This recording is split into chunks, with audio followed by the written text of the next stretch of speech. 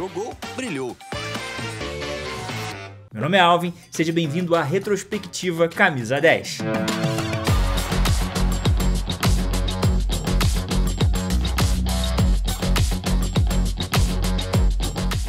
A primeira competição que a gente vai trazer por aqui é a Copinha. Como não poderia deixar de ser, no mês de janeiro, o que ganha destaque é a Copa São Paulo de Futebol Júnior. Com show na base de 3 times paulistas, a final do torneio foi disputada no tradicional dia 25 de janeiro, aniversário da cidade de São Paulo. Envolveu Santos e Palmeiras, coroando a primeira taça do Verdão na competição, acabando com uma das piadas que os rivais tinham sobre o fato de o Palmeiras não ter conquistado o torneio. E não foi uma vitória qualquer não. Os garotos do Alviverde lavaram a alma da torcida, metendo uma goleada de 4-0 em seu estádio para mais de 20 mil torcedores. No mesmo mês, os torneios estaduais, que até pouco tempo eram considerados os mais charmosos do Brasil, começavam. E apesar de jogos medianos, os primeiros testes em clássicos foram nessa época. Rio de Janeiro, o Cariocão foi mais uma vez decidido entre Flamengo e Fluminense pelo terceiro ano seguido, tendo o Fla-Flu. Mas dessa vez, o Fluminense se sagrou campeão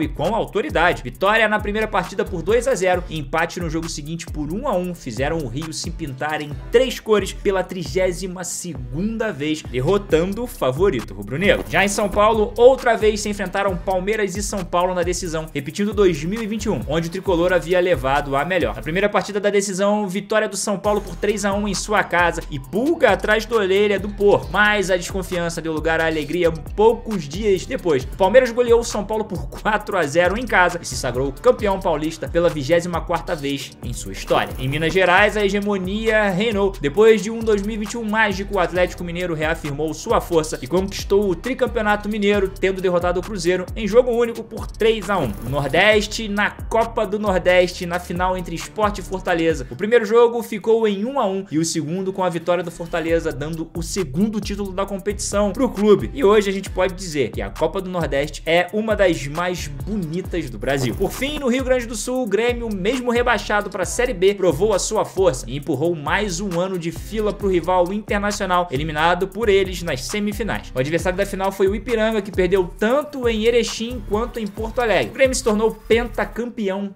consecutivo. E o Inter não vence o Gauchão desde 2016, tendo em vista que esse título é sempre decidido aí entre os dois grandes. Agora temos as finais da Supercopa do Brasil e da Recopa Sul-Americana. 2 taças curtinhas que nos brindaram com ótimos jogos já no início do ano. Envolvendo os times campeões das temporadas anteriores, colocaram frente a frente o campeão da Copa do Brasil e do Brasileirão e também o campeão da Copa Libertadores da América e o da Copa Sul-Americana. Esse ano, por ter tido o mesmo time conquistado tanto o Brasileirão quanto a Copa do Brasil, a CBF precisou dar aquela pedalada para garantir a data. Ficou definido que Atlético Mineiro, campeão dos torneios, enfrentasse o Flamengo, vice-campeão do Brasileirão. Em um jogaço com 2 viradas e 12 pênaltis cobrados para cada lado, o Atlético Mineiro levou a melhor e garantiu o título, que em tese já era dele, né? Mas a CBF não ia fazer o Atlético Mineiro jogar contra o Atlético Mineiro B. Enfim, ironias do futebol. No torneio continental, mais um duelo entre brasileiros, só que dessa vez o campeão da Libertadores contra o campeão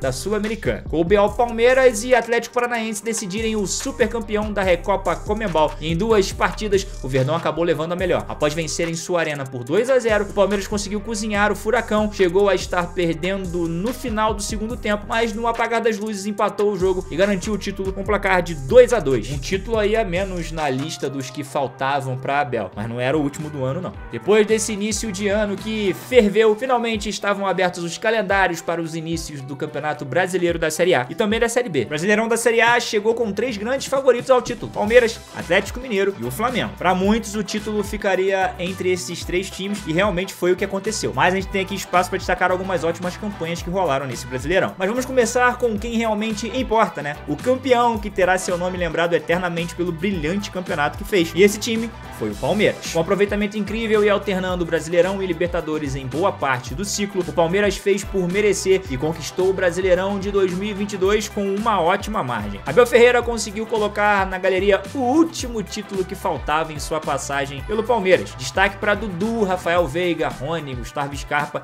e o Everton. Esse último, o único lembrado por Tite para estar no Catar para a Copa do Mundo. Antes que alguém comente alguma coisa, realmente ainda falta o título mundial para Abel. Quem sabe aí ele não consiga ainda, né? Mas aí agora a gente precisa destacar pelo menos mais duas campanhas nesse Brasileirão. A do Internacional e a do Fluminense. Com bem menos investimento que os três favoritos, mas com planejamentos e bons trabalhos de seus técnicos, fizeram bonito e garantiram vaga direta por campanhas sólidas e que talvez em outras temporadas renderiam até uma briga boa pelo título. A fome do Palmeiras os deixou bem para trás em pontos, mas tanto a solidez do time de Mano Menezes quanto a qualidade ofensiva do time de Fernando Diniz e Germán Cano, artilheiro absoluto desse Brasileirão, deram o que falar nesse ano e esperamos muito mais para 2023, hein? Já na Série B, grandes confrontos deram aqueles contornos de muita emoção para a segunda divisão do Brasileirão. O Cruzeiro garantiu o título e o acesso com certa facilidade. O Grêmio também subiu. Agora já não se pode dizer o mesmo de Vasco da Gama e Bahia, que subiram para a primeira divisão naquele famoso sufoco. O Maltino garantiu a sua vaga jogando fora de casa contra o Ituano, que era adversário direto pelo acesso. Quem ganhasse subia, e o Vascão garantiu a vaga com um placar magro de 1-0, mas o suficiente para voltar à elite, dessa vez com uma SAF que irá investir e muito no futebol, pelo menos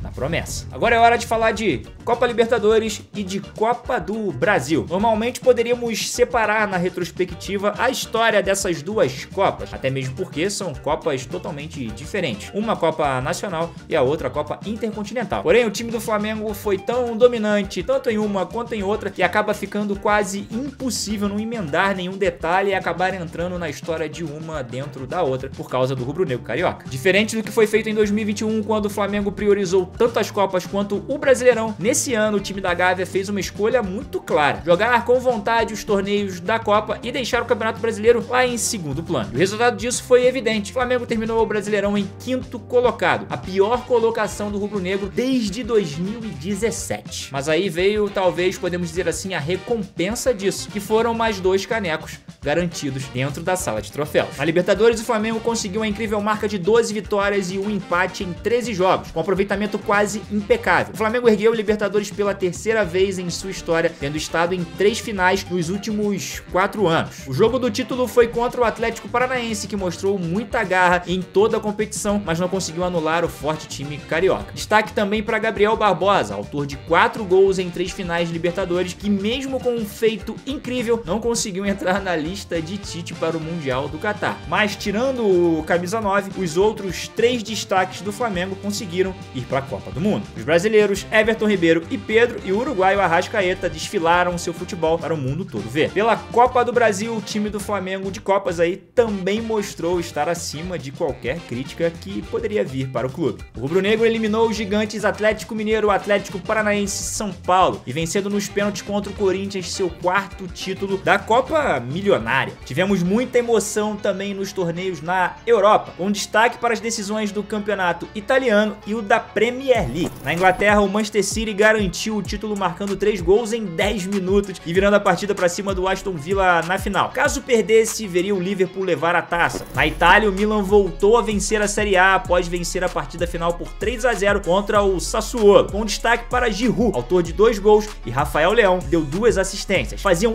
11 anos que o time rossoneiro não levantava a taça de campeão nacional. Já na Espanha, sem muita surpresa e com certa facilidade, Real Madrid venceu o título abrindo 13 pontos de vantagem contra o Barcelona. Destaque para Vini Júnior, Rodrigo e Benzema, craques merengues que comandaram o ataque do time. Na Alemanha, mais uma vez, o Bayern de Munique ganhou no campeonato mais hegemônico da Europa. Na França, também com bastante superioridade, o PSG conquistou seu 10º título nacional, com seu elenco super estrelado, com o trio ofensivo dos sonhos formado por Neymar, Messi e Mbappé. E falando da nata do futebol europeu, agora temos a UEFA Champions League. E como essa competição é disputada entre os gigantes do futebol europeu, é óbvio que se espera sempre grandes emoções. Mas o que o Real Madrid aprontou com seus torcedores ficou na história. Desde as oitavas de final, o time espanhol teve que buscar ou segurar diversos resultados, tendo provado em campo todo o peso que sua camisa tem. Depois de tanta emoção, podemos resumir basicamente o que foi a final dessa Champions League, né? Jogo tenso, decidido no detalhe com o gol de Vinícius Júnior. Mas também, né, qual seria o torcedor que aguentaria mais emoção emoção nessa final depois de tudo isso que passou. Real Madrid campeão da Champions League. O ano de 2022 ainda reservava a cereja do bolo, a Copa do Mundo. Quem aí acordou cedo pra ver a Argentina perder pra Arábia Saudita ou a Alemanha tomar aquela virada do Japão? Eu acordei. Enfim, falando do Brasil, a campanha foi até digna. Estivemos melhor que nossos adversários em todos os jogos, mas no futebol o que manda é bola na rede e sabemos que isso faltou no jogo contra a Croácia. Apesar do empate na prorrogação, era só ter segurado aqueles 4 minutos, né? E falando do campeão, a Argentina teve todos os méritos. Teve garra, soube se recuperar no primeiro golpe na estreia, viu em Scaloni um líder e teve Messi jogando o mais fino futebol que poderia. Nem mesmo Mbappé e a sua grande França conseguiu parar o ET.